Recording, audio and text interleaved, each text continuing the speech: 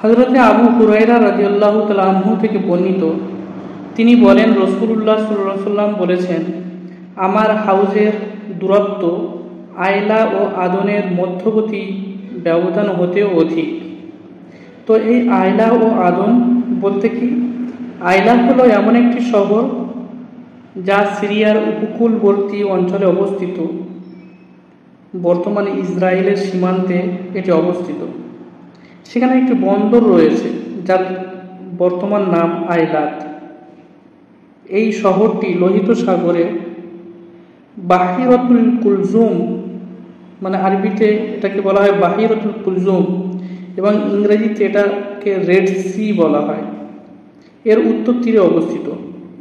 আর আদন হলো লোহিত সাগরের দক্ষিণ তীরে অবস্থিত বিখ্যাত উপদ্বীপের নাম, যা এক সময় ইয়ামেনের একটি শহর ও বন্দর ছিল।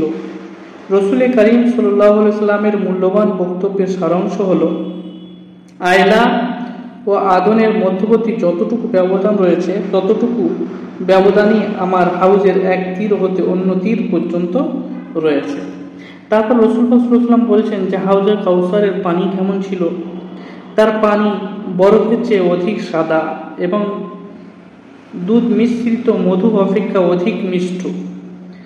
তার পান পাত্রসমূহ নক্ষত্রের সংখ্যা অপেক্ষাও অধিক।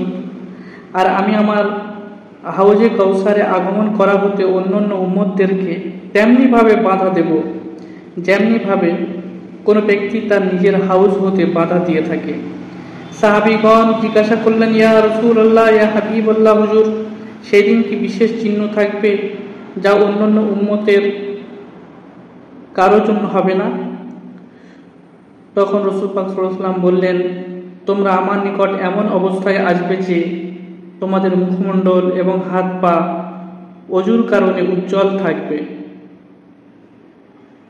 অন্য এক হাদিসে বর্ণনা আছে যে হযরত সাওবান রাদিয়াল্লাহু তাআলা আনহু বলেন, রাসূল পাক সাল্লাল্লাহু আলাইহি ওয়াসাল্লামকে জিজ্ঞাসা করা হলো যে হাউজে কাউসারের পানি কি রূপ? তখন তিনি বললেন, হাউজে কাউসারের পানি দুধের চেয়ে অধিক সাদা এবং মধু অপেক্ষা অধিক সুমিষ্ট।